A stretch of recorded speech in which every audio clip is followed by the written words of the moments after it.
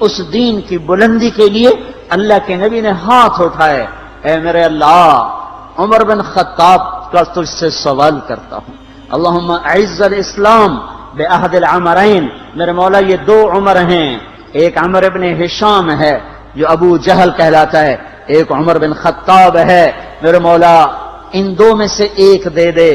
مجھ سے پوچھے کہ ان میں سے تجھے کون سا پسند ہے تو میں کہتا ہوں وبعمر بن الخطاب خاصتاً، میرا انتخاب عمر بن خطاب کا ہے، یا اللہ یہ مجھے دے دے۔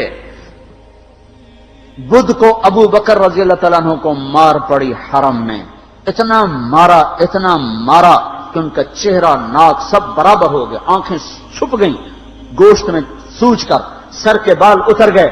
بنو تیم نے آ کے اٹھا کر لے کر انہیں اعلان کیا اگر ابو بکر مر گیا تو اس کے بدلے میں ہم اتبا کو قتل کریں گے، اور اتنے ٹائٹ اور سنگین صورتحال سارے مکے میں ہو گئی۔ صبح تک ہوش نہیں آیا، آخری پہر میں ہوش آیا تو ہوش میں آتے ہی فرمایا ماذا فعل رسول اللہ، اللہ کے رسول کا کیا حال ہے؟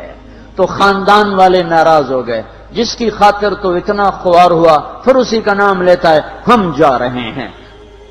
پھر ماں سے کہنے لگے چلو اس کو کچھ کھلا پلا تو دو، رشتے ناطے کا بڑا خیال کرتے تھے قریش۔ ماں نے دودھ پلانا چاہا، کہا نہیں پہلے مجھے بتاؤ اللہ کے نبی کا کیا حال ہے، پھر دودھ پیوں گا۔ تو ان کی ماں تو بھی مسلمان نہیں ہوئی تھی، کہ مجھے کیا پتا تیرے ساتھی کا کیا حال ہے، کہ ام جمیل کو بلاؤ۔ ام جمیل حضرت عمر کی بہن ام جمیل آ گئیں، پوچھا اللہ کے نبی کہاں ہیں؟ کہا زید بن ارقم کے گھر پر ہیں۔ ٹھیک ہیں، کہا نہیں جب تک دیکھ نہ لوں مجھے چین نہ آئے گا۔ تو حال یہ تھا، ایک کندھا ماں کے کندھے پر ہاتھ رکھا، ادھر ام جمیل کے کندھے پر ہاتھ رکھا، گھپاؤں سے گھسٹتے ہوئے آپ زید بن ارقم کے گھر پر، گھر قریب تھا، دونوں ہی مسفلہ میں رہتے تھے، جس کو آج مسفلہ کہتے ہیں۔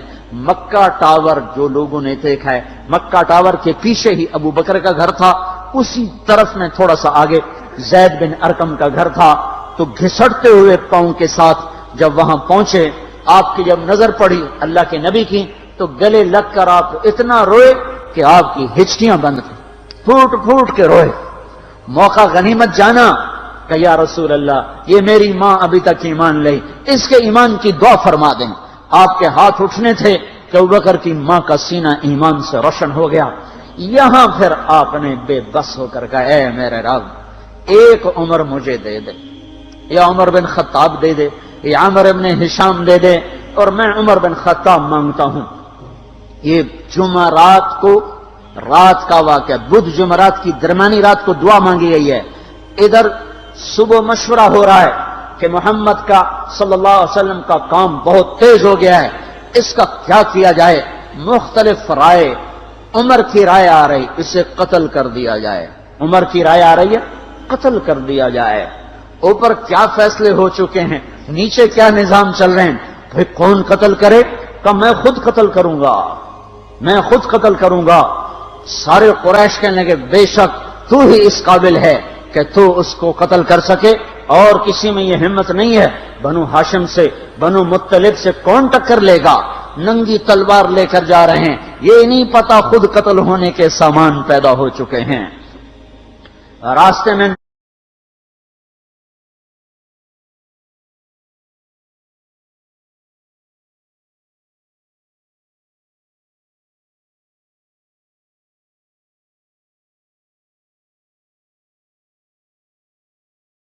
نعیم ابن مسعود ملتے ہیں، ارے عمر یہ سونتی ہوئی تلوار اور یہ غصے کے آثار کیا قصہ ہے؟ کہا آج محمد کا کام نمٹا دوں گا۔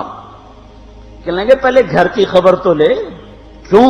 کہا تیری بہن مسلمان ہو چکی ہے، تیرے بہنوں ہی مسلمان ہو چکے ہیں۔ سارا غصہ ادھر منتقل ہو گیا، سیدھے پہنچے دروازے پہ دستک، وہاں خباب رضی اللہ تعالیٰ عنہ وہ ان کو قرآن پڑھا رہے تھے، دستک دی، ام جمیل نے ہوئی تو عمر آ گئے۔ خباب بھاگ کے اندر چھپے اور اندر تشریف لائے، آتے ایک تھپڑ مارا بہن کے منہ پر کہ تو بے دین ہو گئے، اور بہنوئی کو گرا کے مارنا شروع کیا۔ خون و خون کر دیا. سعید بن زید یہ بھی عشرہ مبشرہ میں سے ہیں, سعید بن زید. حضرت عمر رضی اللہ تعالیٰ عنہ کو یہ فضیلت حاصل ہے کہ عشرہ مبشرہ میں یہ ایک خاندان کے 2 آدمی ہیں, عمر بن خطاب, سعید بن زید. سعید بن زید بہنوئی ہیں, یہ دونوں سالہ بہنوئی, دونوں عشرہ مبشرہ میں سے ہیں. جب مار مار تھک گئے تو ام جمیل نے کہا عمر جو کرنا ہے کر لے, حق نہیں چھوڑیں گے. غصہ اتر چکا تھا, قرآن باہر پڑا رہ گیا تھا کہ یہ کیا ہے دکھاؤ, کہ نہیں تو ناپاک ہے, نہیں دکھاؤں, ہاتھ نہیں لگا سکتا. تو ندامت تھی بہن کے خون دیکھ کر, کہ تو میں کیا کروں, کہ پہلے نہاؤ پھر پکڑ سکتے ہو. نہائے, پکڑا, نصیب کے فیصلے بدل چکے تھے. سامنے آیا طٰہٰ ما انزلنا علیک القرآن لتشقیٰ. جب یہاں پہنچے تو دل کپ کپا گیا, ایک دم ایمان اندر میں اترا, جسم پہ راشا طاری ہو گیا کہ مجھے محمد کے پاس لے چلو. تو اسی وقت خباب نکل آئے کہ مبارک مبارک عمر, لگتا ہے رات کی دعا تیرے حق میں قبول ہو گئی. تلوار اسی طرح ہاتھ میں زید بن ارقم کے گھر کی طرف چلے کہ وارڈ میں صحابہ نے دیکھا, یا رسول اللہ عمر آ رہا ہے. حمزہ پہلے اسلام لا چکے تھے. فرمایا آنے دو, نیت ٹھیک ہے تو اس کا نصیب ہے, اگر نیت خراب ہوگی تو اسی کی تلوار سے اس کا سر اڑا دیا جائے گا.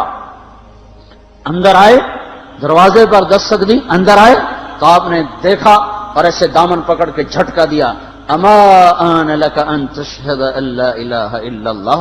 عمر کیا ابھی وقت نہیں آیا کہ تو کہہ دے لا الہ الا اللہ؟